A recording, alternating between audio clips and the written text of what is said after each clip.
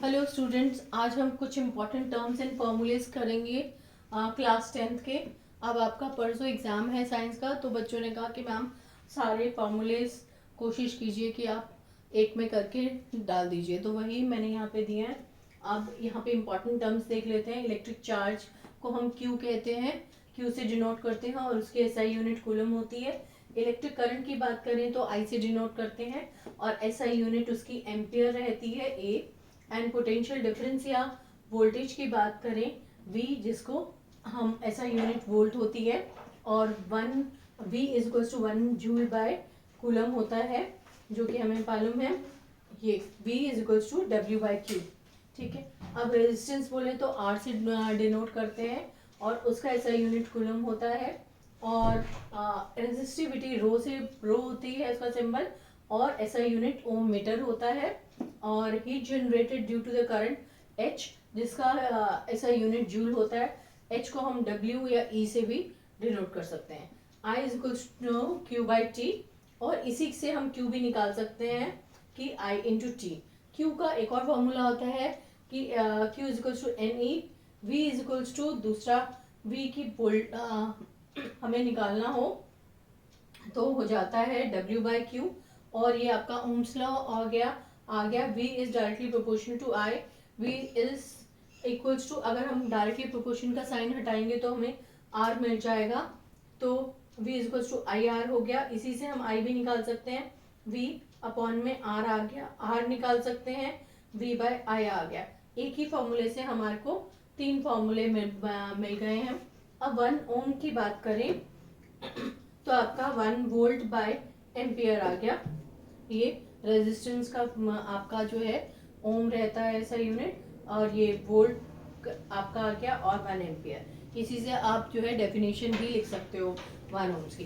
Resistor in series की बात करी जाए तो हमको अगर मैक्सिमम रेजिस्टेंस पता करना है तो हम सीरीज में ऐड कर देते हैं उनको, और हमें मालूम है सीरीज में जो है करंट थ्रू आउट सेम रहता है। तो हम जो है V को हम कैसे लिख सकते हैं, V = IR लिख सकते हैं। तो यहाँ पर इसकी जगह मैं IR लिख देती हूँ, V1 की जगह IR1, और V2 की जगह मैं लिख लेती हूँ IR2, और V3 की जगह लिख लेती हूँ IR3। यहाँ पे देखिए I कॉमन है, हमें मालूम है सीरीज में करंट थ्रू आउट सेम रहता है, तो I को हमने कॉमन निकाला, I दोनों तरफ से कट जाएगा, तो R आ जाएगा R1 + R2 + R3। ये कई बार आपको प्रूफ करने के लिए आ जाता है। ऐसे ही रेजिस्टर इन पैरेलल, जब हमें मिनिमम करंट चाहिए होता है तो हम उसको पैरेलल में कर लेते हैं। तो आई जो है क्या होता है, ऐड सारे के सारे आई को हम क्या करते हैं, आई कैसे आता है, टोटल हमारे पास I1 + I2 + I3। यहाँ पैरेलल में क्या होता है कि आपका potential difference through out same रहता है। तो हम आई को जो है V/R कर सकते हैं, तो इसको हम लिख सकते हैं V/R = V/R1 + V/R2 + V/R3। अब यहाँ पे देखिए V कॉमन है, तो V निकाल लिया हमने कॉमन, और R से कट V को कट कर दिया, तो हमें मिल गया 1/R = 1/R1 + 1/R2 + 1/R3। अब एनर्जी का फॉर्मूला कर लेते हैं।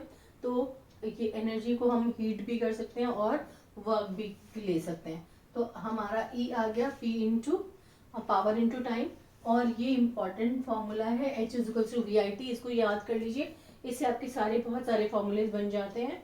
अगर मैं V की जगह IR लगा देती हूँ, जैसे कि मैंने पुट करा के दिखाया आपको, IR डाला, तो मेरे को आपका H मिल जाता है I² RT, जो कि आपका हीटिंग इफेक्ट ऑफ जूल्स है। और आपका आ जाता है, फिर मैंने अगर सपोज करिए कि मेरे पास आई ना हो, तो गिवन ही ना हो, तो मैं क्या करूंगी, आई की जगह मैं VR डाल दूंगी, और यहाँ पे क्या आ जाएगा मेरा V²T/R। और ये वाला पावर का है, पावर = जो कि अगर वॉट दे रखा है और वोल्ट दे रखा है और करंट एम्पियर में दे रखा है, तो आपको P = VI करना है। अगर सपोज करिए मुझे यहाँ पर V नहीं पता है, तो मैं क्या करूँगी, ये डाल दूंगी V की जगह IR, और मेरा P = IR I²R हो जाएगा। अगर सपोज करिए I नहीं है, तो मेरा P = V²R हो जाएगा। इलेक्ट्रिक पावर को हम P से डिनोट करते हैं, और एसआई यूनिट पावर की रहती है वॉट। 1 वॉट को हम क्या से लिख सकते हैं, वोल्ट इंटू 1 एम्पियर।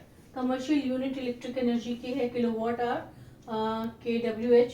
ये भी मैंने देखा है आपके पेपर में आया हुआ है, इसको शो कीजिए 1 किलोवाट को जूल्स के फॉर्म में। तो किलो का हमें मालूम है 1000 होता है, आर को हमें मालूम है कि हम 3600 सेकेंड्स होते हैं, तो हमारा 1000 इंटू 3600 वॉट सेकेंड आ गया।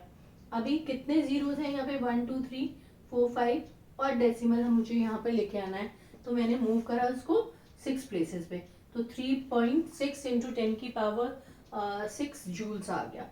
1 किलो वॉट जो है पर 1 किलो वॉट आर जो है एक यूनिट होती है इलेक्ट्रिक एनर्जी की। और अगर हम मैग्नेटिक फील्ड की बात करें तो मैग्नेटिक फील्ड का ऐसा यूनिट आपका टेस्ला होता है, जिसको हम कैपिटल टी से डिनोट करते हैं। और ये आपका आ गया मैग्नेटिक फील्ड जो है डायरेक्टली प्रोपोर्शन होती है कि करंट, जितना अगर हम करंट बढ़ाएंगे उतनी ही हमारी स्ट्रॉन्ग मैग्नेटिक फील्ड होगी।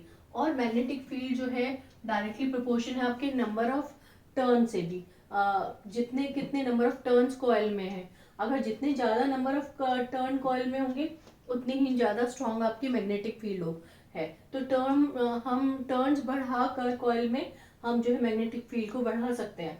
अगर मैग्नेटिक फील्ड जो है दूर है कंडक्टर से, तो मैग्नेटिक फील्ड जो है स्ट्रॉन्ग नहीं होगी, जितनी पास वो कंडक्टर पे के पास होगी उतनी वो स्ट्रॉन्ग होगी।